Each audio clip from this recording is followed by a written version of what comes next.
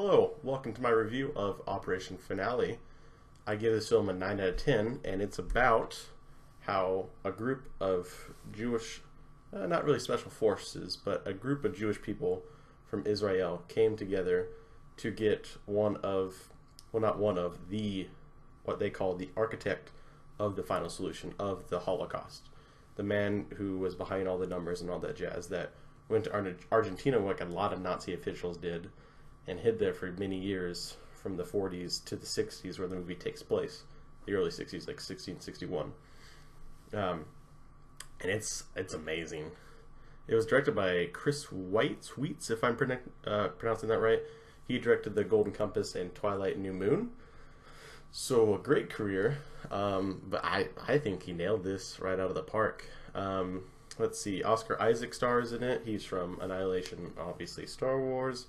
Ben Kingsley, who's done so many things I cannot count most of them, but most people would know him from Iron Man 3 being the fake Mandarin Trevor, I believe his name is in that film.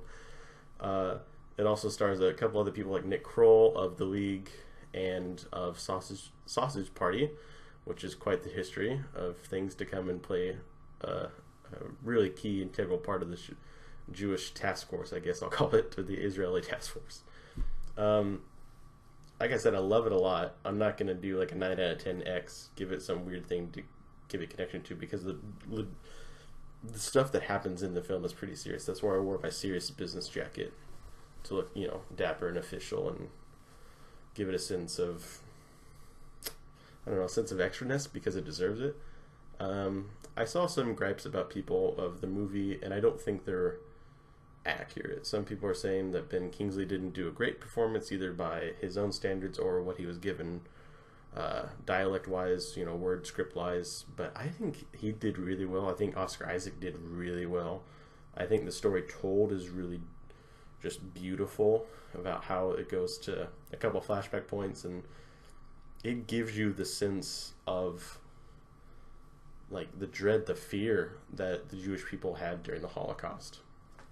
And this is like another film, kind of like, it's kind of weird to compare it to BlacKkKlansman, but it's just the most recent one in my memory where a film truly showed you or made you feel, or as close as you can, I'm sorry, I don't mean like you truly do feel it, but as close as you can in terms of the entertainment medium to what a person of color or a person of a certain religious background or some people have suffered from, and made you like experience that in a film.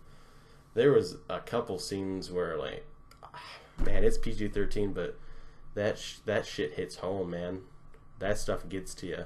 There's a couple scenes with a baby and Ben Kingsley in like a cold, monstrous tone, unaltering, explains how this baby was killed, and just, it gets with you. It messes with you. It gets you to the core.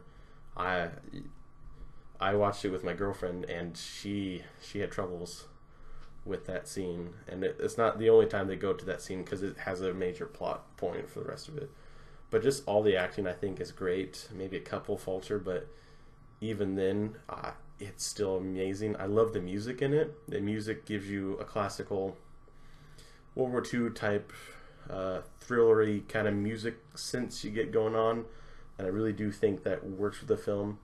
And there's a moment where something good happens, and the music is tense, and then once the characters realize, oh, they're in the safe, like they're safe, they're fine, the music switches, and I kind of like that. It's really basic, and some people say might be unoriginal, but I do like that when the music is escalating, and then either a jump scare happens or something good happens, and then it goes down into like a peaceful, like happy tone. I like that. It reminds me of like cheesy movies I saw like as a kid. But that's it for the non-spoiler zone. I mean, if you know anything about world history, not if you know anything, but if you know specifically post-World War II history, you might know what happens here. I had read about Adolf Eichmann, who's the main villain, I guess you could say, the main guy they're after, the manhunt is after. I read about him before, and I knew a little bit about it, so I kind of knew some of the plot points, but not a lot of it, which is good, because even if you know like a basis, there's so many characters involved, you don't know who's going to live, who's going to die, type thing. You don't know what's going to get caught, what's going to happen. And there's a lot of pieces that a story like this would get lost in the ages or lost in the textbooks, and that gets discussed in the film a lot, of who writes the history or who gets to tell it, the victor, and how Adolf Eichmann, Ben Kingsley character, doesn't want to go because the Israelis are not going to listen to his story. They know what they want to hear, kind of thing. And that kind of dialogue is really well done, and I really love it.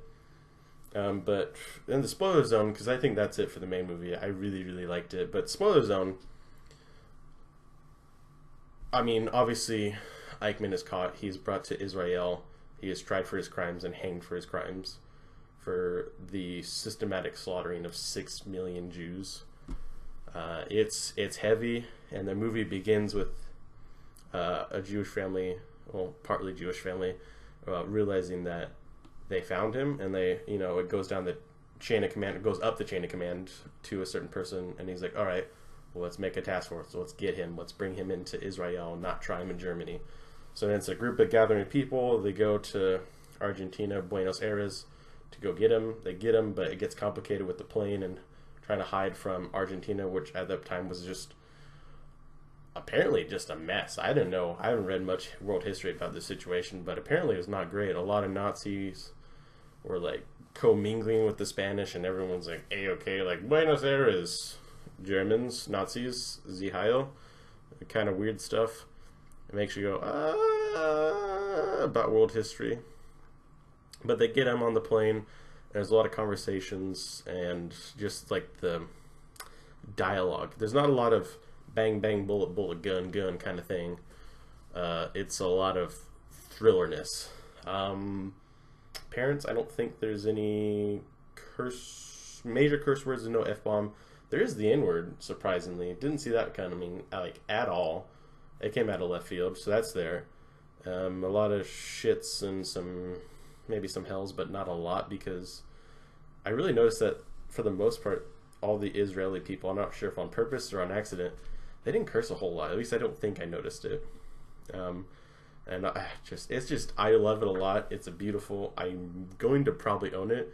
And if I get a chance, I'm probably going to take my father, who's also a history buff kind of person, to go see it too. Maybe when it's less crowded. Like I said, though, 9 out of 10. I highly recommend it if you like thrillers, set pieces, like 60s, World War II type history, thinking movies, politically intriguing movies. It's just good. It's good. Highly recommend. And that's it for me. My name is Clark Addison. I review entertainment because I care, and I'll see you guys in the next one.